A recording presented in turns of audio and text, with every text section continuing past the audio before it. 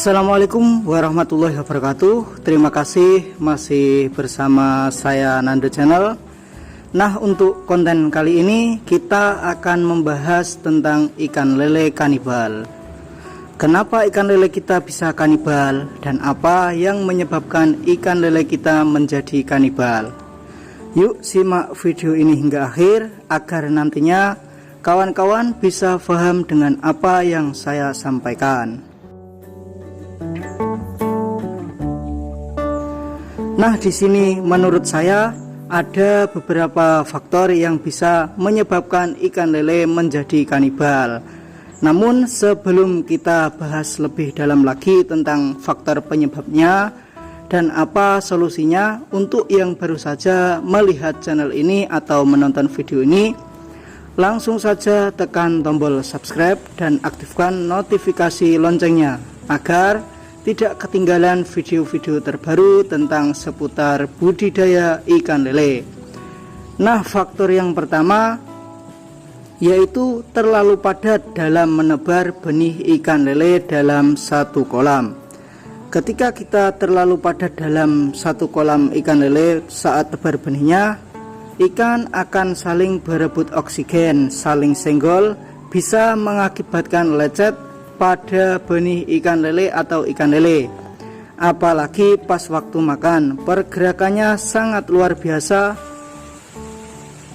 Takut tidak kebagian pakan tanpa memperhatikan tubuhnya yang saling bersenggolan terkena patil ikan yang lain. Nah, ketika kita tebar benih lele terlalu padat, pertumbuhan ikan lele juga akan sangat lambat.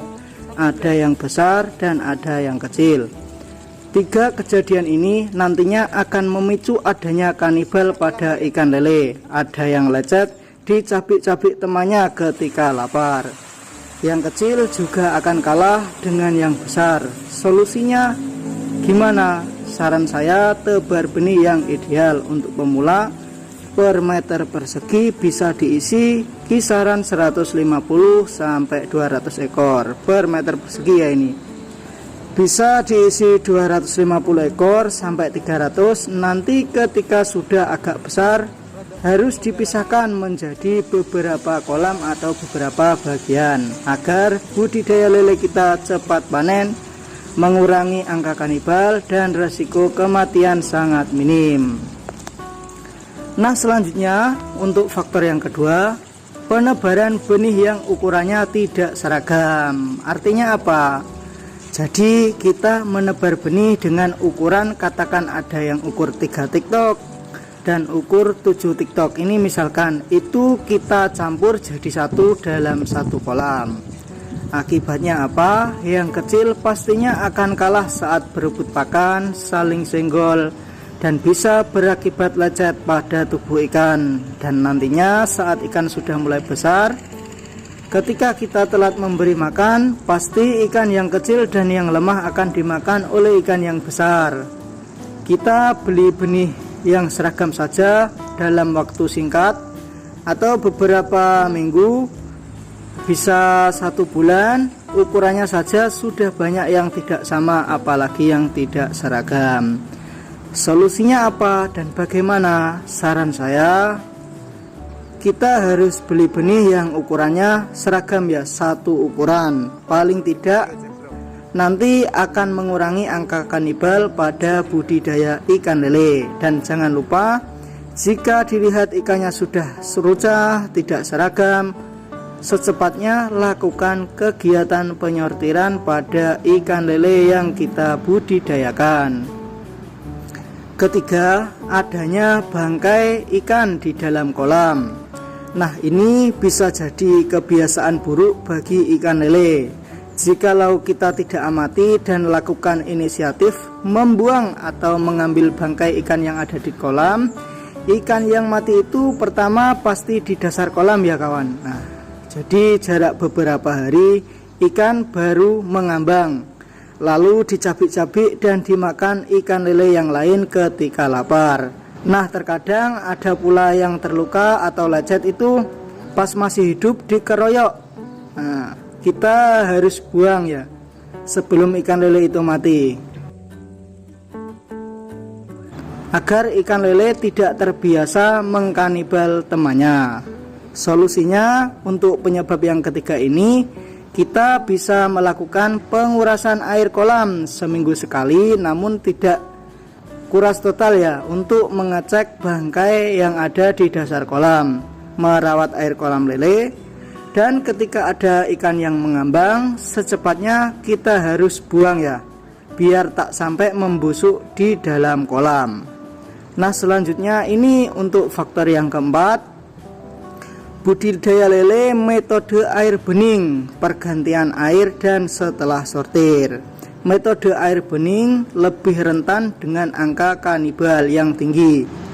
Metode air bening lebih rentan dengan angka kanibal yang tinggi ya, jika awalnya tidak terbiasa dengan air bening. Kalau dari benih awal sampai panen itu menggunakan air bening, itu bisa aman. Namun jika awalnya air hijau atau air merah diganti air bening total, akan menjadi kanibal. Karena ikan akan lebih mudah melihat ikan yang lain. Apabila ada yang ukurannya lebih kecil, ada yang lemah, ada yang lecet, pasti ikan yang lecet atau yang lemah atau yang kecil langsung disikat sama ikan yang sehat atau ukurannya yang lebih besar. Kalau air hijau atau air merah, 90% kemungkinan angka kanibal bisa berkurang karena satu sama lain atau ukurannya yang tidak sama rata, atau ikan yang lecet itu tidak begitu nampak oleh ikan yang sehat. Pergantian air, nah ini sering terjadi ketika kita membuang air total, diisi baru lagi akan ada yang kanibal. Solusinya korbankan satu kolam untuk menandon air, atau bisa mencampurkan air sebelah ke kolam yang dikuras tadi jika mempunyai lebih dari 2 kolam. Selanjutnya ini setelah sortir, usahakan sortir menggunakan alat yang pas untuk ikan lele dan lakukan dengan hati-hati agar tak banyak ikan yang luka atau stres. Pastikan ikan juga sehat ketika mau disortir. Ketika setelah selesai sortir, ikan yang habis disortir berikan air jadi atau air lama dari habitat awalnya, paling tidak ada 40 sampai 50 cm air yang lama ya ketinggiannya. Nah, jadi 50% lah atau 40% dari air lama, jangan full air baru. Kelima, telat dalam pemberian pakan atau perubahan jam makan. Ini misalkan kita dalam sehari memberi makan 2 kali, pagi dan sore hari, katakan jam 8 sama jam 4. Lakukan pemberian pakan tiap hari di jam itu pula. Ketika kita ada kerja atau pergi atau kesibukan lain yang mendadak, bisa diwakilkan ke keluarga atau orang tua atau teman ya, dengan catatan pakan yang biasanya diberikan sudah dipersiapkan takarannya atau bibisannya, sudah siap tinggal dikasihkan. Untuk perubahan jam makan ini bisa karena cuaca seperti hujan.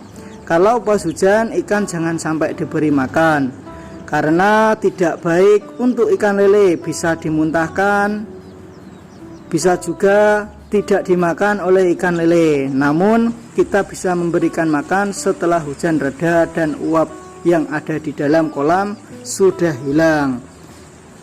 Jarak yang bisa diberikan untuk ikan lele ketika habis hujan saat memberikan makan itu bisa kisaran 2 jam atau sampai 3 jam setelah turun hujan. Pastikan sebelumnya lakukan pembuangan air kolam dulu.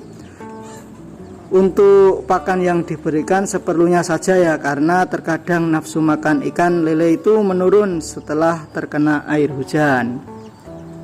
Nah, ini yang terakhir dari genetik indukan lele. Maksudnya apa?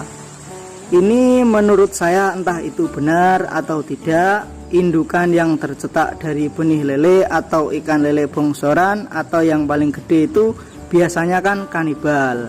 Ini contoh dari benih ukuran 12 cm.